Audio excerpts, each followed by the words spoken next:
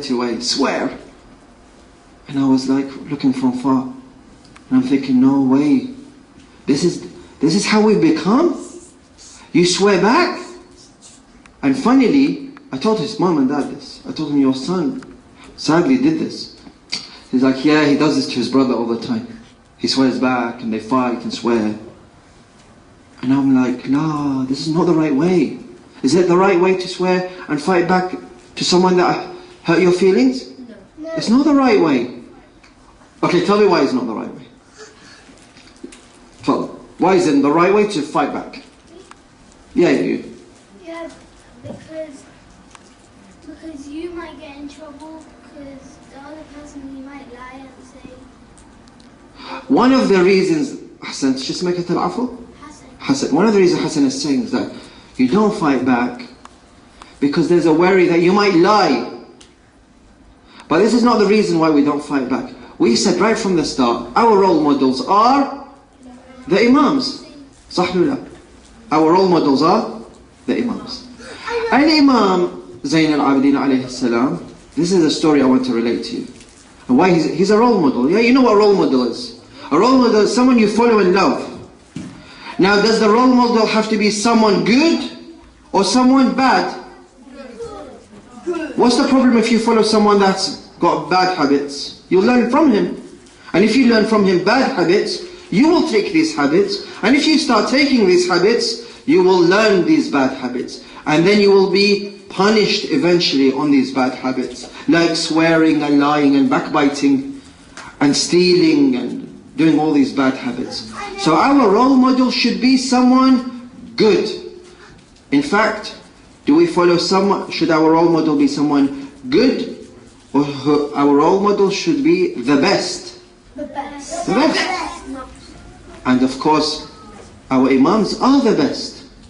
Sahullah, we all agree? Now how do we know they're the best? We know they're the best because the Quran said to follow the Prophet, peace be upon him, and to follow his Ahlul Bayt alayhim salam. And of course, another way around is you see their teachings, their lives, you see how they taught us. So going back to this boy in the middle of the battle, in the middle of the football pitch, of which he got tackled and he fought back and he swore back. Imam Zayn al-Abidin alayhi salam had a similar, very similar story here, of which one day he's performing Hajj in the middle of Mecca and there were crowds.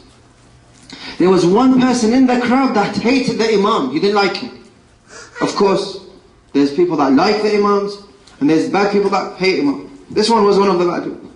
So when he came face to face with the Imam, what did he say? He started to talk bad about the Imam. You are this, you are that, your dad is this, and you are that. And he talked bad. Imam Zayn al-Abidin alayhi salam smiled back and told him, why do you have this much hatred towards me? Have I done anything wrong? Maybe I've hurt you. Tell me what have I done? I would love to help. I would love to care for you. Have I done something in particular that hurt your feeling? This person straight away felt ashamed.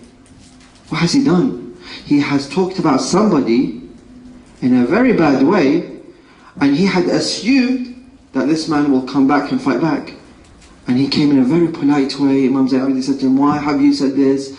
Has anyone hurt you? Have I hurt you in any way? Have I talked back about you in any way? Can I care for you in any way? The person straight away got embarrassed and said, oh Imam Zayn al-Abidin, I'm very sorry. Somebody had told me that if I hurt your feelings, I will be given money. And on that basis, Al-Imam said, how much money? We will give it to you. You don't need to be bad. And the man apologized and kissed the Imam's hands. But this is a lesson we learn. A lesson to learn that we can't always continue to have our bad habits. There's some of us here, we are young boys, very young boys. But still, it's not too early to change and say to yourself, today I'm going to go back home, and if my brother plays with me a PlayStation game, or if I'm not going to fight with him every time we play. Another thing happened yesterday. One died in front of me in a majlis. He asked his son to bring him water, and the son didn't get up. I think he was on his phone playing a game. And again I was thinking to myself, inshallah none of you guys do these kind of things. We're just giving examples. So, which is the right way for the boy to leave the phone and bring for his dad a glass of water, or no, continue with the game? Which one is the right way? You shout it out. Bring water. Bring water is the correct way. So this boy, you know, that was playing the game, if I asked him which is the right way, he'd say the same. He'd say, yeah, bring water. But then why didn't you bring water to your dad? Oh, I was busy with the game. Always excuses.